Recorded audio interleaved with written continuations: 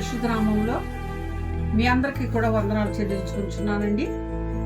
ఈ యొక్క ఆదివారము ఆరాధన సమయంలో దేవుని యొక్క వాక్యం విందామండి వీళ్ళారా. ఎందుకంటే 6 దినములు మన జీవితాల్లో మనకు దేవుడు అనుగ్రహిస్తూ ఉన్నాడు. 7వ దినము ఆయనను స్తుతించి ఆరాధించి కనపరచవలసిన దినం కనుక ఈ దినములో దేవుని సన్నిధిలోని కొంత సమయము గడిపి దేవుని యొక్క వాక్యం విందామండి. దానికి ముందుగా ప్రార్థన చేసుకొని ఒక పాట విందాము. పరిశుద్ధరాని కొందనాలు తండ్రి, ప్రేమగల మా ప్రభువా, 6 దినములు తండ్రి మమ్మల్ని కాచారు దాచారు. 7వ దినము నాయన నీ సన్నిధిలో స్తుతించి కనపరచడానికి తండ్రి మీరు మాకు ఇచ్చిన మంచి సమయాన్ని బట్టి వందనాలు. నీవే మాతో ఉండి నడిపించమని యేసు నామములో అడుగుచూ ఉన్నాము తండ్రి. ఆమేన్, ఆమేన్.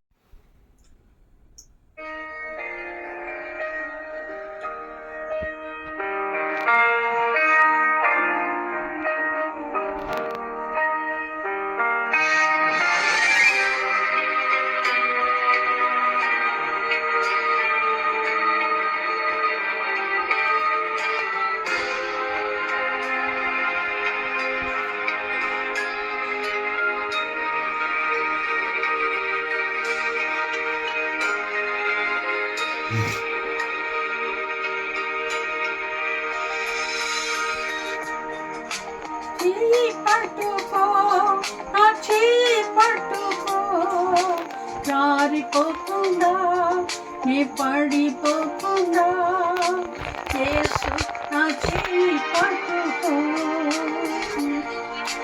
జారిపోకుండా నీ పడిపోకుండా యేసు నా చేయి పట్టుకో. చేయి పట్టుకో, నా చేయి పట్టుకో. జారిపోకుండా నీ పడిపోకుండా యేసు నా చేయి పట్టుకో. జారిపోకుండా నీ పడిపోకుండా యేసు నా చేయి పట్టుకో.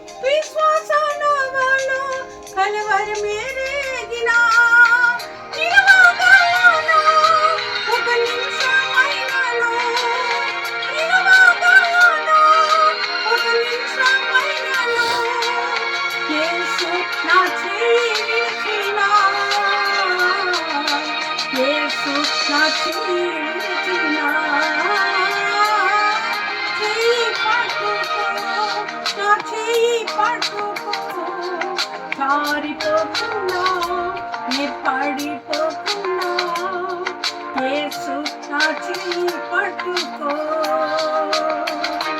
జారిపోతున్నా నీ పడిపోతున్నా యేసు నా చెయ్యి పట్టుకో యేసు నా చెయ్యి పట్టుకో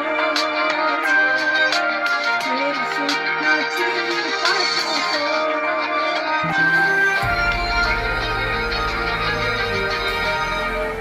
దేవుని నామానికి మహిమ కలుగుగాక. దేవుని నామంలో మీ అందరికీ వందనాలండి. చక్కటి పాట విన్నాం కదండి ప్రియులారా. ఎందుకంటే చాలాసార్లు మనం జారిపోతుంటాం, పడిపోతుంటాం.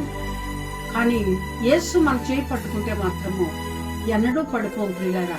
యేసు ప్రభువారు మన చేతిని చాలా గట్టిగా పట్టుకోవాలని అనుకుంటా ఉంటారు, కానీ మనమే ఆయన చేయిని విడిచిపెడతా ఉన్నాం. కానీ ప్రియులారా, చక్కటి పాట విన్నాము. దేవుని నామానికి మహిమ కలుగుగాక. ఈరోజు కొద్ది నిమిషాలు దేవుని యొక్క వాక్యం ధ్యానించుకుందాము. మొదటి సమూయేలు గ్రంథము 1వ అధ్యాయము 10వ వచనము చదువుకోదామండి. ఈ విధంగా రాయబడి ఉన్నది. బహు దుఃఖాకాంతురాలే వచ్చి యెహోవా సన్నిధిని ప్రార్థన చేయుచు బహుగా ఏడ్చుచుండేది. ప్రియులారా, అన్న అనే ఒక స్త్రీ గురించి మనం చాలాసార్లు మనము వాక్యమును ధ్యానిస్తున్నాము. అనేక మంది దైవ సేవకులు వివరిస్తూ ఉన్నారు, మనం వింటూ ఉన్నాం. ప్రియులారా, బహు దుఃఖాకాంతురాలయ్యి దేవుని సన్నిధికి వచ్చి ఏడ్చుచూ ఉన్నది ఇక్కడ దేవుని యొక్క వాక్యం తెలియజేయబడుతుంది.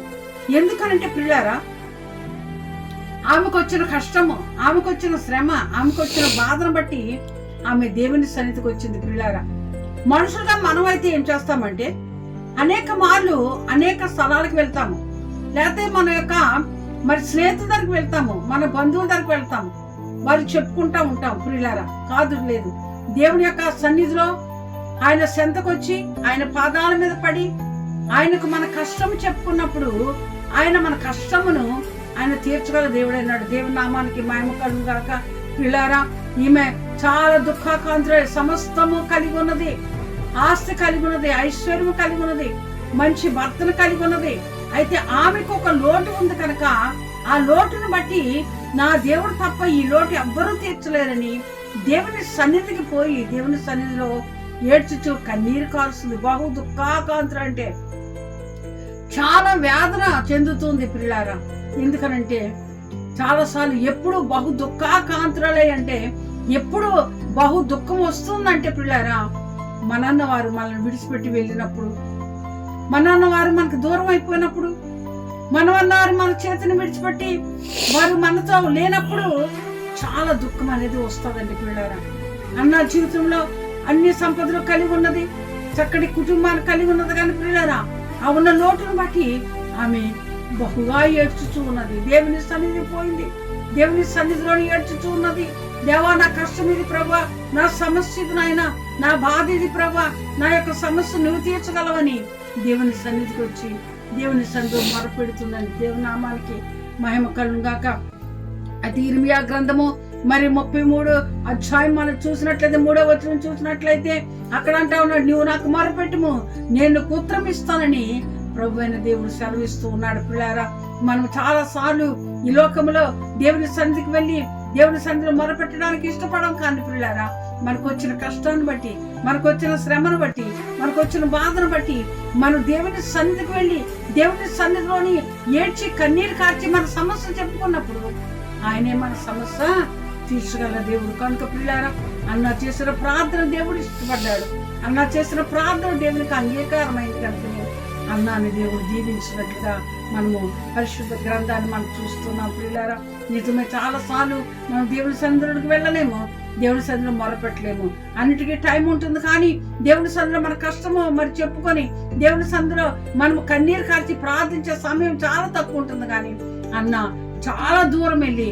చాలా దూరము ఉన్న ఆ యొక్క మందిరానికి పోయి మందిరంలో ఏడ్చుతూ కన్నీరు కారుస్తూ దేవునికి తన సమస్య చెప్పుకున్నప్పుడు దేవుడే తన సమస్యకి పరిష్కారం ఇచ్చి ఒక చక్కటి కుమారుని ఇచ్చినట్లుగా దైవాత్మ మనకు బోధిస్తా ఉంది. కనుక పిల్లారా, ఈ రోజు నువ్వు ఏ శ్రమతో ఉన్నావు, ఏ బాధతో ఉన్నావు, ఏ కష్టంతో ఉన్నావు, ఏ యొక్క ఇరుకులో ఉన్నావు, ఏ ఇబ్బందులు ఉన్నావు ప్రియులారా. అయితే నీవు నేను చేయవలసింది ఏంటంటే దేవుని సన్నిధిలోని కన్నీరు కార్చి నువ్వు నేను మొరపెట్టినప్పుడు దేవుడు మనకు సహాయం చేస్తాడు. దేవుడు మన యొక్క ప్రార్థన వింటాడు. మనకు తప్పనిసరిగా ఆయన మేలు చేస్తాడు. కనుక మరి ఎక్కడికో వెళ్ళి ఎక్కడో మరి నువ్వు మొరపెట్టడం కాదు, మరి ప్రార్థన చేయడం కాదు, కానీ జీవగల దేవుని సన్నిధిలోని నువ్వు ప్రార్థిస్తే ఆయన వింటాడు. ఆయన విని నీ యొక్క సమస్యకి పరిష్కారము ఆయనే దయచేస్తాడు. కనుక ప్రియులారా, అన్నవలే మనము కూడా మన జీవితాల్లో ప్రతి కష్టమును మరి సాధించాలంటే, ప్రతి కష్టం నుంచి విడిపించబడాలంటే మన దేవుని సన్నిధిలో మొరపెట్టినప్పుడు, ప్రార్థించినప్పుడు మన కష్టమును ఆయన తీర్చి, మన సమస్యను తీర్చి మనకి మేలు చేస్తాడని మనవి చేస్తూ ఈ కొద్ది మాటలు దేవుడు మన వెనుకల్లో దీవించును గాక. ప్రార్థన చేసుకుందామండి. పరిశుద్ధురాని కొందనాలు తండ్రి, ప్రేమగల మా ప్రభువా నీ స్తోత్రాలు, దయగల ప్రభువా నీ కొందనాలు తండ్రి. ఈ యొక్క తండ్రి పునరుద్ధార దినంలో ప్రభువా నీ సన్నిధిలో తండ్రి వాక్యం విన్నాం ప్రభువా. అన్న నాయన తండ్రి తనకు కలిగిన కష్టాన్ని బట్టి నాయన బహు దుఃఖాకాంధ్రులై దేవా నీ మందిరంలోనికి వచ్చి నాయన మొరపెట్టినప్పుడు తండ్రి అన్న ప్రార్థన విన్నావు తండ్రి. నాయన నీ కొందనాలు తండ్రి, సమాధానం ఇచ్చావు ప్రభా. ఇగో నాయన నా తండ్రి ఈ సమయంలో ప్రభా అనేక మంది నాయన అనేక సమస్యలతో బాధపడుతున్నారు తండ్రి. నీ కొందనాలు ప్రభా. నాయన నీ కొందనాలు తండ్రి, సమస్యలు లేని వారు ఎవరు లేరు తండ్రి. వ్యాధుల చేతనైనా, బాధల చేతనైనా, అప్పుల చేతనైనా మరి తండ్రి అనేక సమస్యలనైనా, వివాహం కాకనైనా, ఉద్యోగాలు లేక తండ్రి, ఆర్థిక పరిస్థితుల్లో ప్రభా తండ్రి ఎన్నో కుటుంబాలు నాయన తండ్రి మరి అల్లాడిపోతున్నాయి తండ్రి. అలాంటి కుటుంబాలన్నీ ప్రభా నాయన దర్శించండి ప్రభా. నాయన నీ సన్నిధిలో ప్రార్థించి నీ నుండి మేలు పొందుకునే కుటుంబాలుగా చేయమని ప్రార్థిస్తున్నాను తండ్రి. నీ కొందనాలు ఘనమైన తండ్రి. ఎంతమంది అయితే తండ్రి ఇగో నాయన నీ వాక్యం వింటున్నారు ప్రభా, ప్రతి ఒక్కరిని ప్రభా నీవు దర్శించు నాయన. ప్రతి ఒక్కరిని తండ్రి కష్టాల నుంచి విడుదల చేయండి, సమస్యల నుండి విడుదల చేయండి, ఆర్థికమైన పరిస్థితుల నుండి యేసు నామములో విడుదల చేయండి తండ్రి. నీ కొందనాలు ప్రభా. గొప్ప కార్యం చేసి అద్భుతం చేసిన ఆయన మా వీళ్ళందరినీ దీవించి ఆస్వాదించి కృపాక్షేమాల చేత తండ్రి ప్రతి కుటుంబమును తండ్రి మీరు దీవించమని మీకు మనవి చేస్తూ ఈ ప్రార్థన మనవుడు యేసయ్య నామములో అడిగి వేడుకుంటున్నాము తండ్రి. ఆమేన్. తండ్రి అయిన దేవుని ప్రేమయు కుమారుడి యేసుక్రీస్తు వారి కృపయు పరిశుద్ధాత్మ దేవుని అన్నును సావాసమును నిలుచున్న మనకిని ఆయస్థలా ఆరాధించిన వారికి ఇప్పుడు ఎల్లప్పుడు సదాకాలము తోడుగుండి నడిపించును గాక. Amen. Amen. May God bless you. దేవుడు మిమ్మల్ని దీవించును గాక. ఆమేన్.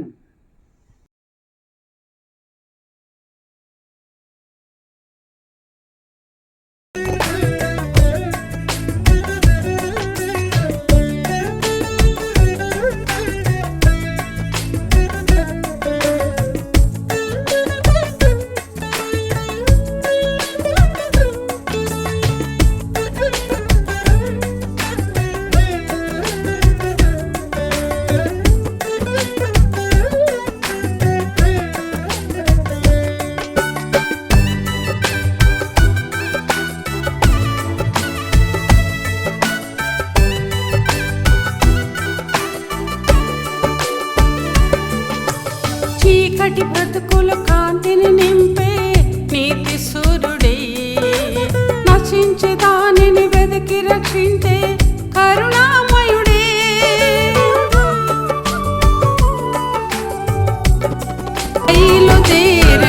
Subscribe to Tarun Good News Fellowship Church T-Unit for new Christmas songs.